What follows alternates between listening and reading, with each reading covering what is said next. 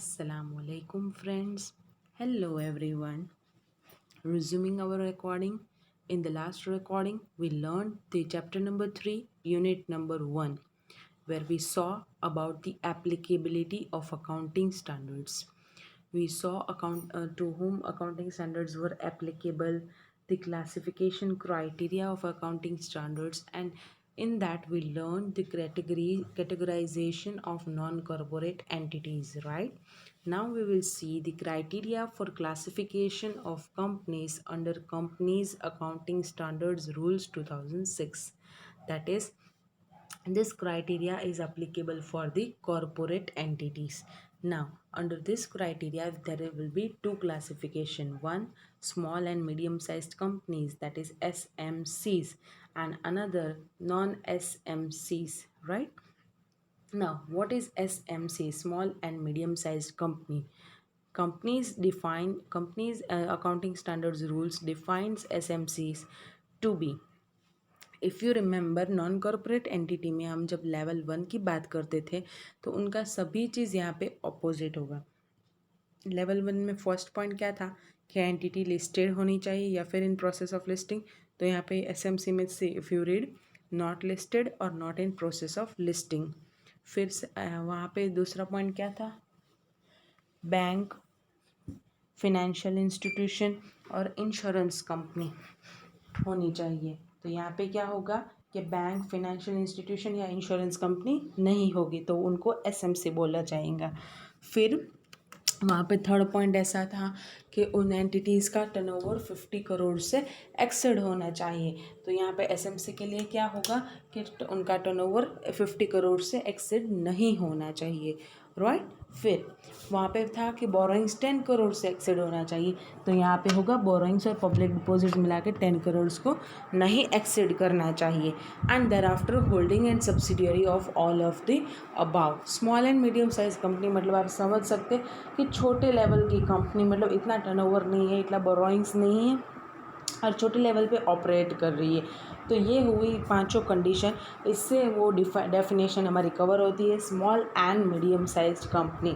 मेरे को ज़्यादा इसमें डिटेल नहीं जाना पड़ेगा because all the conditions are same as the conditions of level 1 but each and every are opposite ones, right. I hope you are clear with it. So moving forward to our next page. Now, what are non-SMCs? So it is very clear, companies not falling within the definition of SMC will be said as non-SMC, right? Now, general instructions are given. SMCs should follow the following instructions while complying accounting standards under these rules. वहाँ पे भी हमने देखा था कि level 2 और level 3 के कई उनके लिए कई इंस्ट्रक्शंस दी गई थी, कई पॉइंट्स दी गए थे जो उनको कंसिडर करने चाहिए जब वो लोग अकाउंटिंग स्टैंडर्ड्स फॉलो कर रहे हैं. तो सेम यहाँ पे भी बोला गया है एसएमसीज़ के लिए कई इंस्ट्रक्शंस दी गई है कि वो उनको फॉलो करनी चाहिए. अगर आपको नॉन कॉर्पोरेट एंटिटीज़ की सभी इंस्ट्रक्शंस याद है, ओवरव्यू है, तो फिर ये बहुत आसान है, ये ऑलमोस्ट सिमिलर है उन सभी इंस्ट्रक्शंस से, इसलिए मैं ज़्यादा डिटेल में भी नहीं जाऊंगी, ठीक है. Now first, the SMC which does not disclose certain information pursuant to exemptions or relaxations given to it should disclose the fact that it is an SMC and has complied with accounting standards in so far as they are applicable to SMC. वहाँ पे भी था कि अगर हमें exemptions दिए गए हैं और हम उसके हिसाब से disclosure requirements नहीं दिखा रहे हैं, कोई information disclose नहीं कर रहे हैं, तो आपको डिस्क्लोज़ करने का पड़ेगा अपनी नोट्स टू फाइनेंशियल स्टेटमेंट्स में कि हम एसएमसीज़ हैं और हम इस वजह से जो हमें अकाउंटिंग स्टैंडर्ड में रिलीफ दिया हुआ है, एग्जम्पशन दिया हुआ है, रिलैक्सेशन दिया हुआ है, उस हिसाब से हम हमारा इंफॉर्मेशन डिस्क्लोज़ नहीं कर रहे हैं, राइट. तो उनका जो डिस्क्लोजर का लाइंस कैसे होगा उनका उन्होंने देखो एक एग्जांपल दिया है कि आप ऐसे लिख सकते हैं, the company is small and medium size company as defined in general instructions in respect to AS notified under companies act and accordingly the company has complied with AS as applicable to SMC. मतलब कि company ने S हम एसएमसीज है जैसे instructions के हिसाब से as के, और उस हिसाब से हमें जिस तरह से एएस को फॉलो करने का बोला है उस तरह से हमने एएस को फॉलो किया है, राइट। ये जो लाइन से उन्होंने एग्जांपल दिया कि आप यही लाइन अपनी नोट्स टू फाइनेंशियल स्टेटमेंट्स में लिख सकते हैं, ठीक है ना। तो ये सेम पॉइंट वहाँ पे नॉन कॉरपोरेट के लिए भी था, इफ़ यू रिमेंबर इट, राइट। मैं इसलिए आपको रिकॉल करवाती चाह रही हूँ ताकि आपका रिवीजन भी हो जाए और आपको पॉइंट्स में सिमिलैरिटी आने की वजह से कन्फ्यूजन ना हो जाए कि यार मैम ये तो थियोरेटिकल चैप्टर है, इतना बड़ा सब आप बोले जा रहे हो, तो फिर ये पूरा मगअप मतलब माइंड में कैसे समझ पड़ेगा। उसके लिए मैं आपको रिकॉल करवाई जा रही हूँ, तो बार बार के आप कंफ्यूज भी ना हो और आपको ऐसा ना लगे कि it has got messed up. सभी चीज़ें सेम ही हैं, लिमिट्स को ध्यान में रखना है। कॉरपोरेट और नॉन कॉरपोरेट के जो आगे जब कौन से एस एप्लीकेबल है, नहीं एप्लीकेबल है, कौन से एस में कितना एग्जाम्शन है, वहाँ पे थोड़ा डिफरेंस है जिसमें आपको डीप में नहीं जाना है, राइट। बाकी जो इंस्ट्रक्शंस है वो सभी सेम है। हाँ, कैटेगराइजेशन में ध्यान रखना, नॉन कॉरपोरेट में 3 क्लासिफिकेशन था और कॉरपोरेट में 2 क्लासिफिकेशन है, ठीक है। अभी नेक्स्ट इंस्ट्रक्शन क्या है, where a company being SMC has qualified for exemption और relaxation previously but no longer qualifies.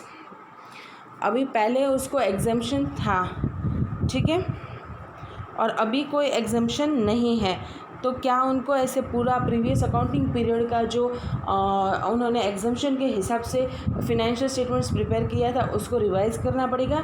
नहीं, सेम पॉइंट वहाँ पे भी हमने नॉन कॉरपोरेट में यही बात पढ़ी थी, राइट। इसलिए मैं अब इतना डिटेल में नहीं जाती हूँ।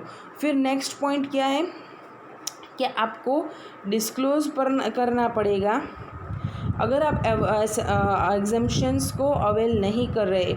If SMC opts not to avail the exemptions, अगर आप इन एग्जाम्शंस को अवेल नहीं करना चाहते, ऐसा आप ऑप्ट कर रहे हैं, तो आपको डिस्क्लोज करना पड़ेगा कि हम इंस्ट्रक्शंस के हिसाब से एसएमसीज हैं, हमारे लिए एएस को फॉलो करने का अलग तरीका है, लेकिन हम उन एग्जाम्शंस को, रिलैक्सेशंस का बेनिफिट नहीं उठा रहे हैं और उस हिसाब से हम नॉर्मल एएस की तरह पूरे डिस्क्लोजर रिक्वायरमेंट्स हमें फॉलो कर रहे हैं और सभी बातें, सभी मैटर्स डिस्क्लोज कर रहे हैं, ठीक है। फिर thereafter if an SMC desires to disclose information not required, अभी अगर एसएमसी को जो एग्जाम्शन दिया हुआ है उस हिसाब से जो भी मैटर्स डिस्क्लोज नहीं करनी है उसको वो दिखाना चाहता है, so they can do it and they can disclose it with the relevant accounting standard. Accounting standard में जो भी प्रोसीजर, जो भी मैथडोलॉजी दिया है और जो भी बातें, जो भी मैटर्स को डिस्क्लोज करने का बोला है उस हिसाब से you can do it, right. So there is no, it is an option at your self, at your end, मतलब कि एसएमसी के हक में है कि उनको ये एग्जाम्शन का बेनिफिट उठाना है या फिर नॉर्मल एज को फॉलो करना है, ठीक है ना। नाउ एसएमसी में opt for availing certain exemptions, अभी सभी एग्जाम्शंस नहीं अवेल करना है, सिर्फ कई पार्शियल एग्जाम्शंस फॉलो करना है, तो आप वहाँ पे भी डिस्क्लोजर दे दो ताकि पब्लिक मिसलीड ना हो। आप बोलो कि हाँ, हम इंस्ट्रक्शंस के हिसाब से एसएमसीज हैं और उस हिसाब से हमें जो भी एग्जाम्शंस दिए हुए हैं उसमें से ये एग्जाम्शंस हैं, हम उनको फॉलो नहीं कर रहे और वहाँ पे हम नॉर्मल एज के तरह पूरा डिस्क्लोजर रिक्वायरमेंट्स देंगे, हालांकि ये एग्जाम्शंस है जो हमने अवेल किए हैं उनका बेनिफिट और वहाँ पे हम डिस्क्लोजर रिक्वायरमेंट हमारा रिस्ट्रिक्ट करेंगे। ये आपको अच्छे से डिस्क्लोज करना पड़ेगा ताकि पब्लिक में मिसलीडिंग इन्फॉर्मेशन ना जाए, राइट, एंड मतलब कि डिफरेंसेस ना पैदा हो जाए और आपके फिनेंशियल्स को अंडरस्टैंड करने में कोई गलती ना हो जाए यूज़र्स से, ठीक है ना। Next page, other instructions. Rule 5 of Companies Accounting Standards Rules 2006 provides as below.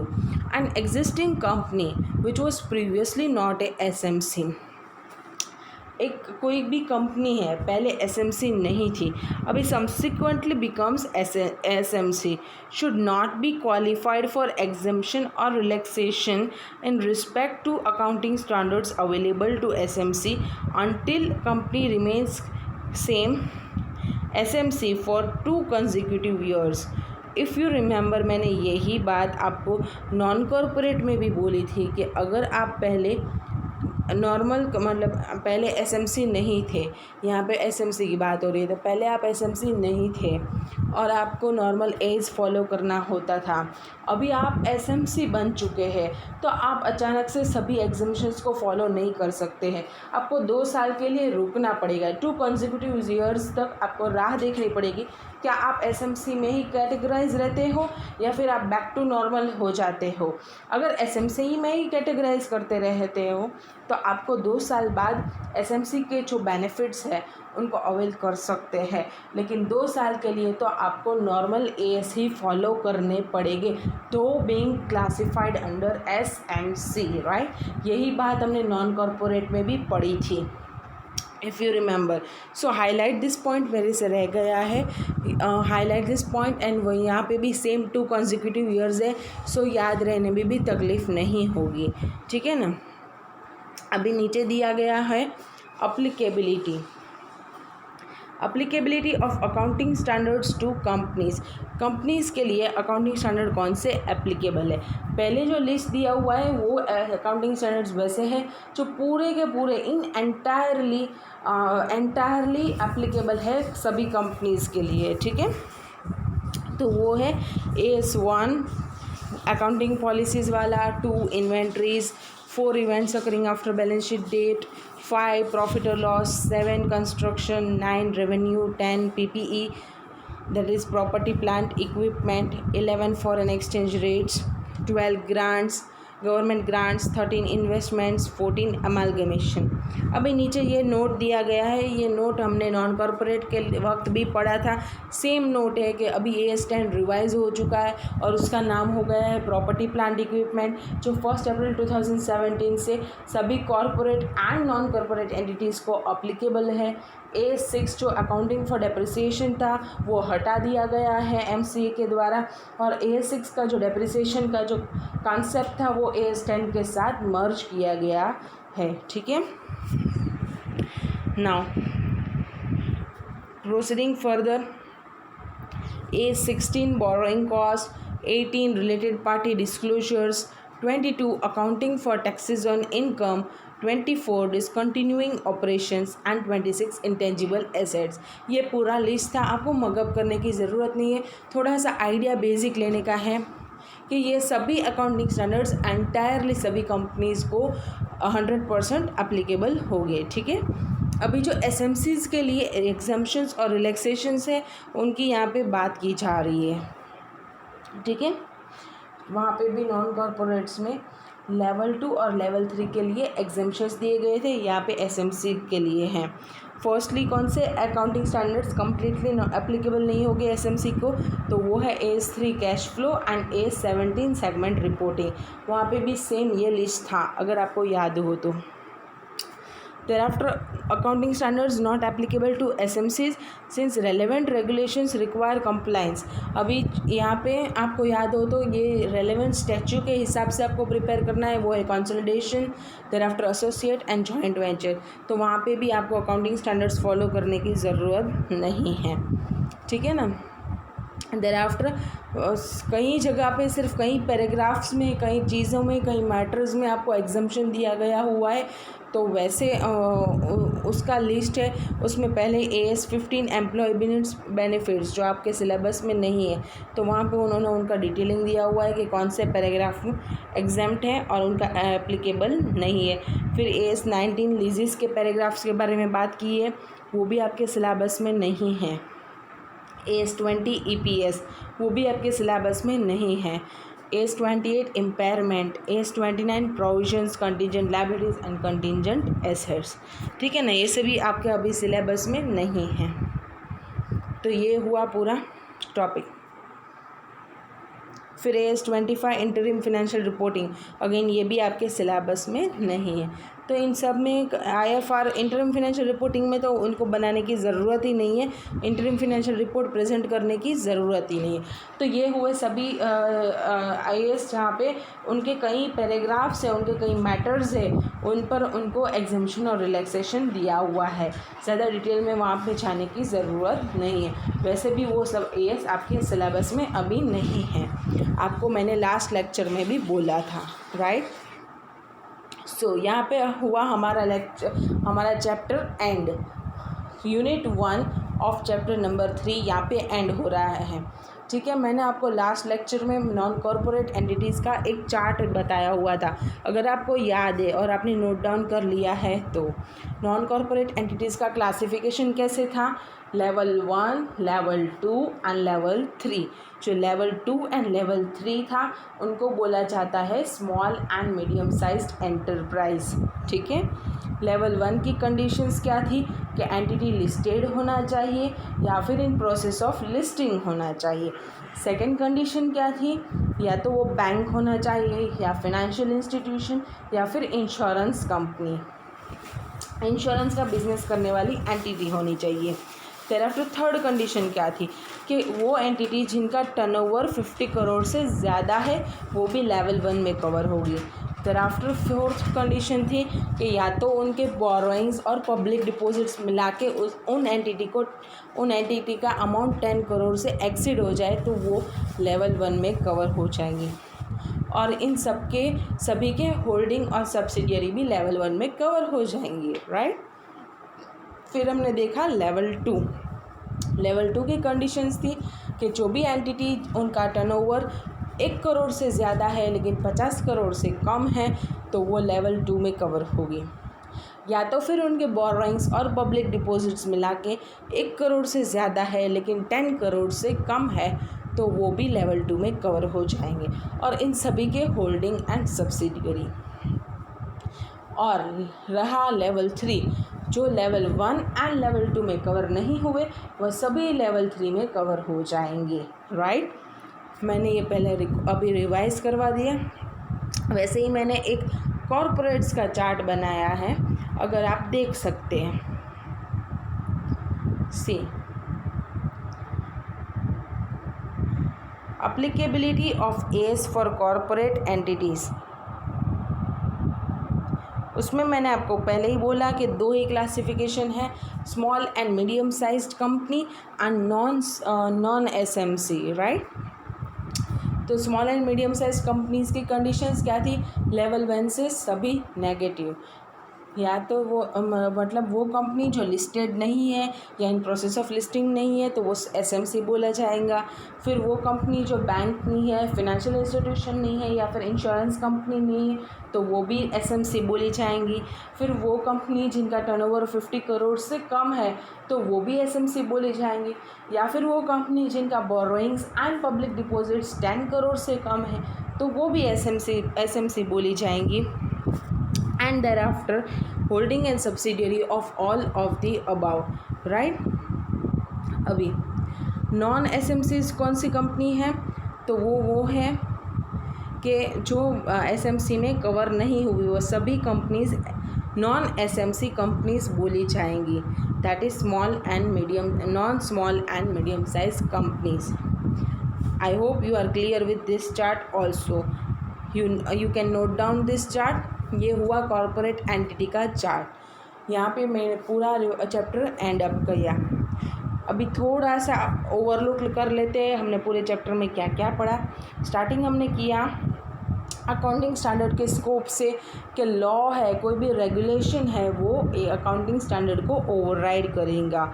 Right, फिर हमने पढ़ा कि अकाउंटिंग स्टैंडर्ड किन किन एंटरप्राइजेज़ को एप्लीकेबल है, तो वहाँ पे हमने देखा कि सभी commercial, each and every commercial, industrial and business operations करने वाली सभी एंटरप्राइजेज़ को अकाउंटिंग स्टैंडर्ड्स एप्लीकेबल हैं। वेदर और नॉट प्रॉफिट मेकिंग, प्रॉफिट हो या ना हो, लेकिन each and every activities covered by business reporting entity which are in nature of commercial, industrial or business, they will be covered under AS। फिर हमने देखा था कि if at all very smaller portion of activity of any reporting entity is in nature of commercial, industrial or business, then whole activities of the reporting entity shall be covered under accounting standards, right?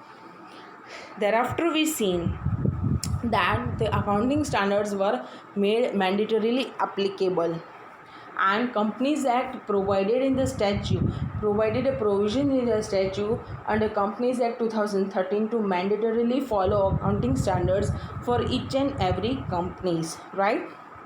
Thereafter, we saw that accounting standards is not applicable to each and every financial item, but it is applicable to the material items. Then we saw what was materiality. An item is considered to be material if it has a likely effect on the economic decision of users, right? Then we saw that materiality cannot be judged on figure wise basis या फिर content of information basis. Materiality is to be judged on case to case basis, right? Then we saw the Income Tax Act and accounting standards. Income Tax Act is a fiscal policy given by government. It has to be followed separately when you are computing your taxable income. However, accounting standards are to be followed when you are accounting your accounting transactions and events and preparing financial statements, right?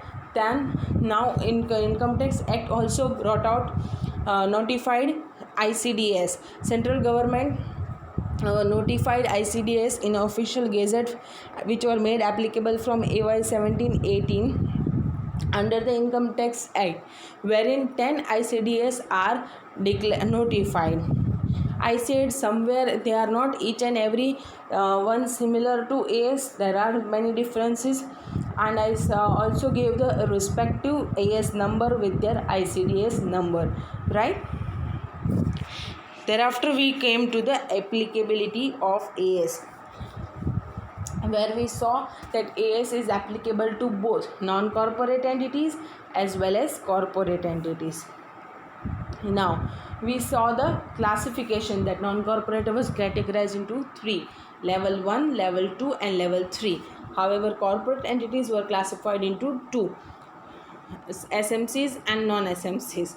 Thereafter, we looked over to the limits of each and every one, and we also saw which accounting standards are